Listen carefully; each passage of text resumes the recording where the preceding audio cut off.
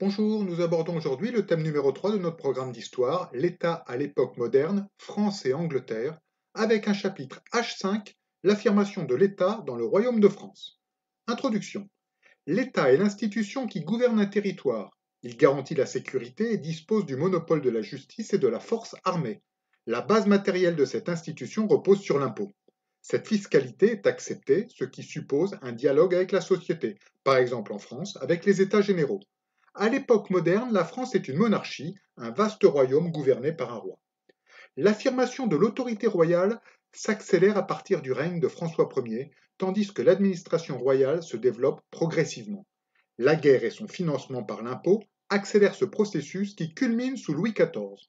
Pour autant, peut-on réellement parler de monarchie absolue, c'est-à-dire d'un système où le roi peut modifier la loi selon sa volonté parce qu'il est pleinement souverain? Le roi est tenu de respecter les lois fondamentales du royaume, doit composer avec les parlements et la grande noblesse, et parfois même faire face à la contestation, comme au temps de la Fronde, entre 1648 et 1653. Problématique. Comment le pouvoir du roi s'est-il renforcé en France entre le XVIe et le XVIIe siècle? Grand 1, un État qui s'affirme par des moyens modernes. Petit 1, une monarchie administrative. L'affirmation de la législation royale constitue un aspect majeur du renforcement du pouvoir royal au XVIe siècle. Ainsi, sous le règne de François Ier, entre 1515 et 1547, ce sont plus de 32 000 actes juridiques qui sont publiés. Avec l'ordonnance de Villers-Cotterêts, enregistrée par le Parlement de Paris le 6 septembre 1539, l'État cherche à étendre son contrôle sur le royaume. Il oblige les autorités religieuses à tenir des registres paroissiaux et impose l'usage du français dans la rédaction des textes administratifs en lieu et place du latin. D'autre part, l'État se dote d'un personnel administratif qui le représente sur l'ensemble du territoire avec les intendants, nommés et révoqués par le roi. Ils ont autorité en matière de fiscalité, de police, d'armée ou encore de justice, ce qui montre que l'administration royale se construit dans de nombreux domaines et que le roi assure peu à peu son emprise sur l'ensemble du royaume. Cependant, l'administration va principalement se développer à Paris avec l'apparition des notaires et des secrétaires du roi, spécialistes du droit et du gouvernement. Leur fonction est de rédiger et d'expédier les décisions du roi à travers le royaume. Petit 2, une politique mercantiliste au service de la puissance du roi et de la grandeur de l'État. Au XVIIe siècle, les arrivées d'or et d'argent en provenance d'Amérique ont considérablement ralenti, et les monarques européens s'affrontent pour le partage de ces métaux précieux. Dans ce contexte, en 1664, Colbert propose à Louis XIV de renforcer la politique mercantiliste amorcée par Richelieu sous Louis XIII. D'après les mercantilistes, la richesse d'un État se mesure à la quantité d'or et d'argent disponible sur son territoire. Enrichir la France passe donc, pour Colbert, par l'appauvrissement des autres États. Pour y parvenir, Colbert se fixe pour objectif de remettre de l'ordre dans les finances du royaume et de développer l'industrie et le commerce. Pour éviter les sorties d'or et d'argent du royaume, il développe une politique protectionniste afin de protéger l'économie nationale contre la concurrence étrangère. Ainsi, les marchandises étrangères sont fortement taxées, voire même interdites d'importation. Pour remplacer ces produits, Colbert crée des manufactures royales.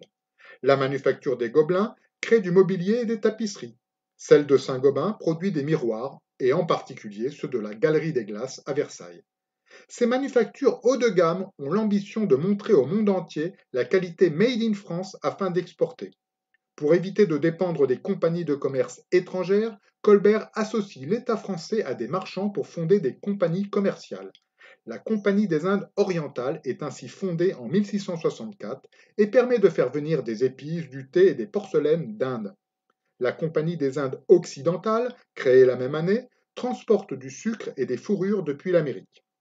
Pour assurer la sécurité des routes maritimes et des colonies, Colbert crée enfin une marine de guerre royale. La France devient ainsi une des plus grandes puissances maritimes et coloniales d'Europe.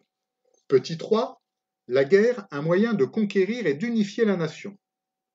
La guerre est un moyen pour les rois d'affirmer leur autorité.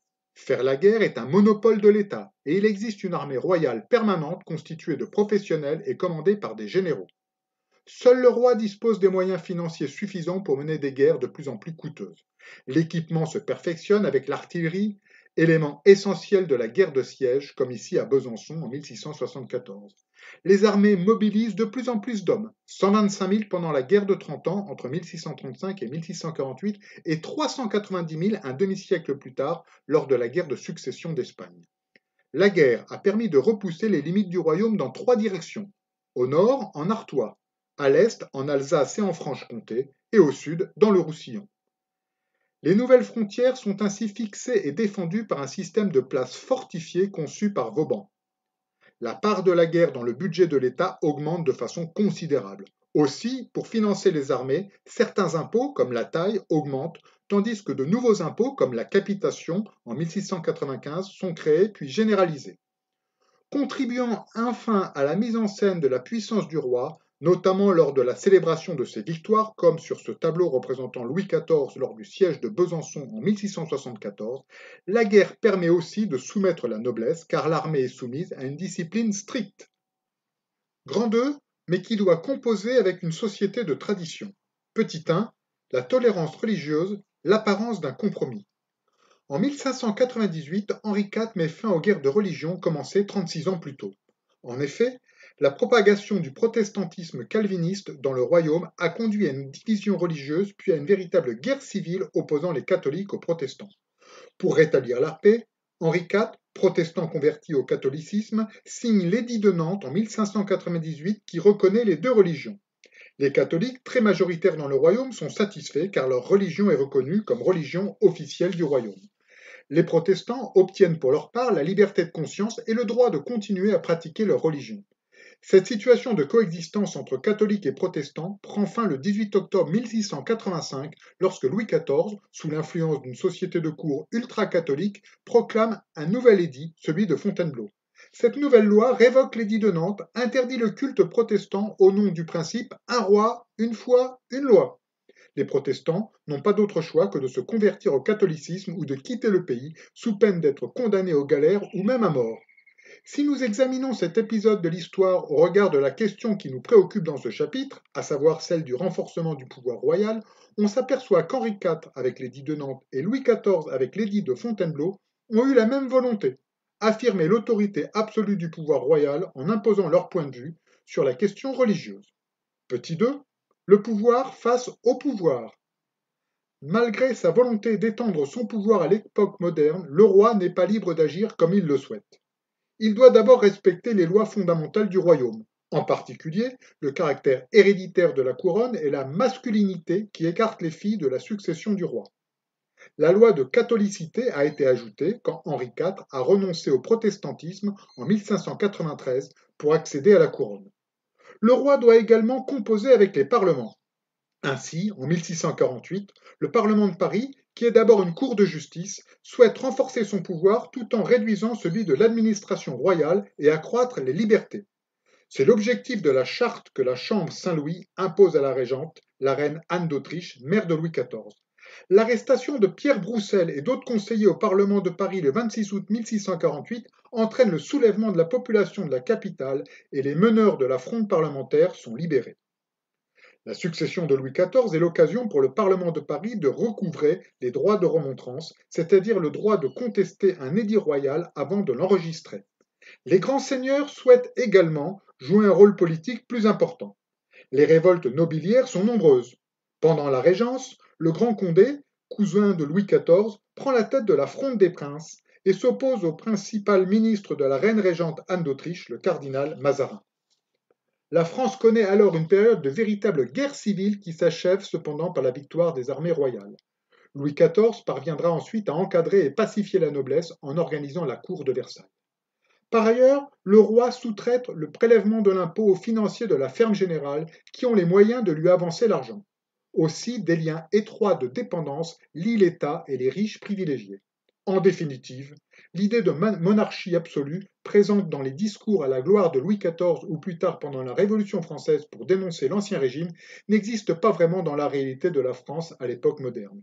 Les historiens préfèrent aujourd'hui parler de l'affirmation de l'État moderne et souligner le renforcement de l'administration royale. Petit 3, le roi et la société de cour, un maître et ses sujets. À partir de 1662, Louis XIV se lance dans la construction du château et des jardins de Versailles à l'emplacement de l'ancien pavillon de chasse de son père Louis XIII. Il y organise des spectacles à l'image de la fête nommée les Plaisirs de l'île enchantée, où toutes les personnes importantes du royaume sont conviées en 1664. Les jardins sont également un lieu d'expression de la puissance royale. Il compte de nombreuses sculptures d'Apollon, le dieu du soleil et des arts qui personnifie Louis XIV. À partir de 1682, Louis XIV installe son gouvernement et sa cour à Versailles.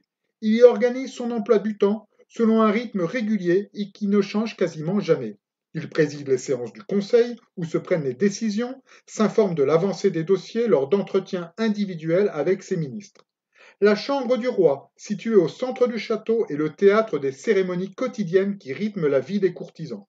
Sa journée entière va devenir une sorte de représentation dont chaque courtisan rêve d'être le spectateur en assistant par exemple au lever ou au coucher du roi.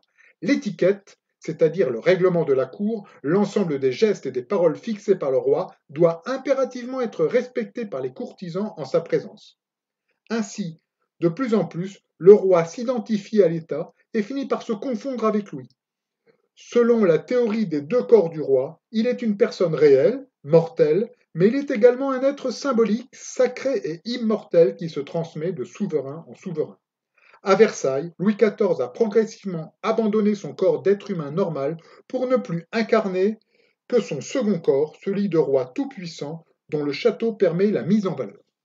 Conclusion. La période moderne voit l'affirmation progressive de l'État et le renforcement d'un pouvoir royal qui s'appuie sur une administration et sur un gouvernement de plus en plus efficaces. Si l'autorité du roi est parfois contestée ou fragilisée, notamment lors des guerres de religion, des périodes de régence ou au moment de la Fronde, elle s'affirme au XVIIe siècle sous Louis XIII et Louis XIV. Ainsi, à la fin de son règne, Louis XIV dispose d'une administration et d'une armée modernes. Pour autant, son autorité reste limitée par les lois fondamentales du royaume et il n'est pas le monarque absolu qu'il s'efforce de mettre en scène.